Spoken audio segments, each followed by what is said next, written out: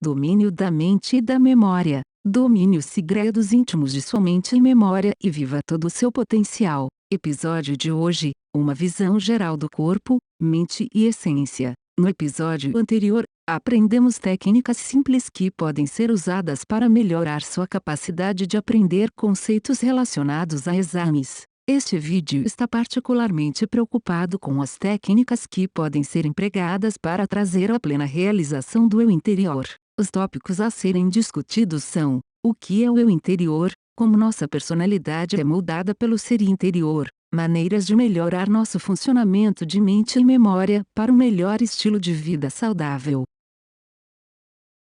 Visão da personalidade. Vários filósofos e psicólogos têm tentado ao longo dos anos responder o que é personalidade. Até o momento, não há uma resposta definitiva para esta pergunta, já que diferentes estudiosos têm suas próprias visões únicas em relação a este tópico. Alguns filósofos propuseram que, quando os indivíduos nascem, eles representam uma lousa em branco, o que significa que somos inteiramente moldados pelo ambiente em que crescemos. Nossas experiências de vida são o que se acumulam para formar nossos traços de personalidade individuais quando nos tornamos adultos. Outra escola de pensamento teoriza que os indivíduos nascem inerentemente maus. Esta visão filosófica pode ser ligada à história do pecado do homem e eventual queda e expulsão do jardim de Deus na Bíblia. Os defensores dessa hipótese acreditam que esta é a principal razão pela qual as crianças nascem com traços egoístas, já que tudo com que se preocupam são apenas elas mesmas. E é esse atributo egoísta que cresce conosco até a idade adulta. Além disso, alguns estudiosos disseram que nosso eu interior depende claramente das predisposições genéticas e biológicas que temos. Essas pessoas simplesmente conotam que não temos controle em relação à direção que nossa personalidade toma, uma vez que já estamos decodificados para seguir rotas definidas. Desenvolvimento da mente e da personalidade. De acordo com a psicanálise clássica, o principal proponente da psicanálise clássica foi um psiquiatra austríaco de nome Sigmund Freud. Ele teorizou que nossa personalidade era controlada principalmente por nossas experiências de infância anteriores, que estão embutidas em nossa memória inconsciente. Os indivíduos não têm nenhum controle sobre esta parte da memória e desconhecem sua existência, apesar do fato de que ela tem controle sobre suas tendências comportamentais. Freud subdivide a memória em 3 áreas que incluem o consciente, b. pré-consciente, c.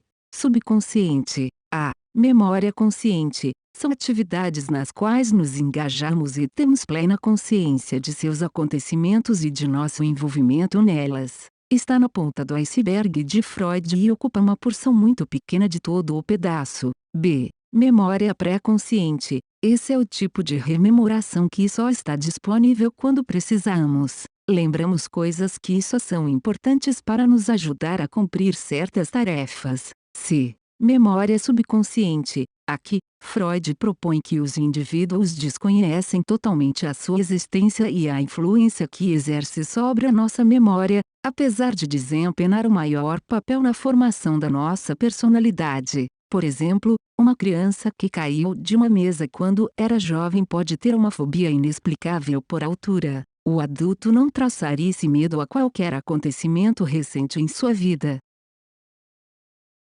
Estrutura da personalidade. De acordo com a teoria, a psicanálise clássica divide a personalidade em 3 níveis que incluem o id, b. superego e c. ego. A. O id. Esta é a parte em nós que opera de acordo com o princípio do prazer. Ele busca gratificação imediata, independentemente da razão por trás da ação de alguém. A id é primordial e está no nível mais baixo do funcionamento mental de um ser humano. Um exemplo de id em operação é quando um homem estupra uma menina, sem pensar nas consequências que se seguirão a tais ações. b. O superego. Esta é a parte de nossa mente que opera sob o princípio ensinado. Ao longo de nossas vidas, outras pessoas nos disseram ou aprendemos por experiência o que é bom e mal. É essa predisposição ética que recebemos de outras pessoas importantes em nossas vidas, como os pais ou a sociedade, que está embutida em nossas memórias e ajuda na tomada de decisões de vida.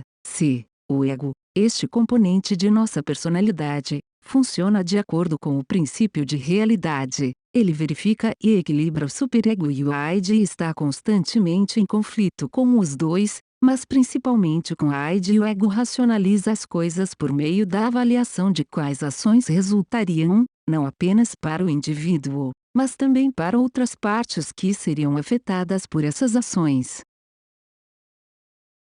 Mecanismos de defesa mental que aprendemos. Esses são os sistemas psicológicos conscientes e inconscientes que usamos para realizar a síntese um estado mental ideal. Nós os usamos para justificar nossas ações ou agradar aos outros. Número 1. Sublimação. Aqui o indivíduo tenta escapar de memórias ou limitações dolorosas do passado, substituindo-as por atributos mais positivos. Por exemplo, um indivíduo que tem dificuldade em controlar a raiva pode acabar se tornando um lutador ou boxeador profissional. Dessa forma, a pessoa estará em melhor posição para expressar a raiva de uma forma que seja mais aceitável para a sociedade. Número 2. Negação. Neste método, uma pessoa suprime eventos negativos na memória e tenta agir normalmente, mesmo quando está claro que as coisas não estão indo como deveriam. Por exemplo, um adolescente que acaba de perder um dos pais pode fingir que não foi afetado pela ocorrência e não derramaria uma lágrima,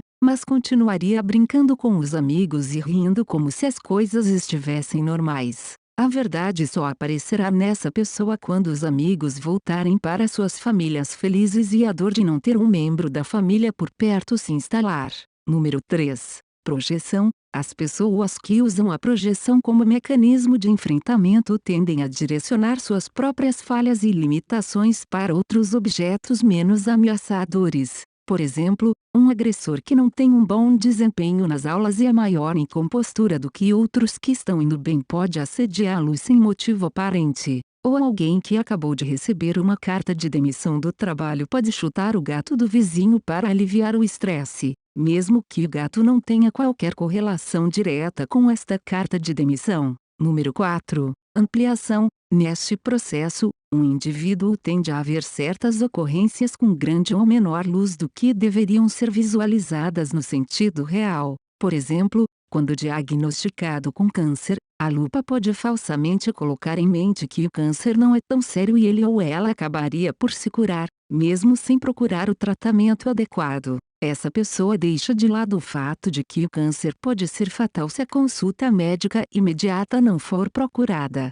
Número 5. Formação de reação. Em tal estrutura a pessoa diz exatamente o oposto do que ela realmente pretende para agradar o receptor. Por exemplo, quando servida uma refeição desagradável por um parente que então pede que você comente sobre a culinária, muito provavelmente alguém irá mentir que é bom, apenas para não ferir seus sentimentos. Domínio da mente e da memória. Domine os segredos íntimos de sua mente e memória e viva todo o seu potencial. Eu sou a Luna e este é o 8º episódio da minissérie. Se foi bom para você, ajude-nos a divulgar o canal. Aproveite para fazer seu comentário e deixar seu gostei neste vídeo. Nos veremos no próximo episódio. Até lá!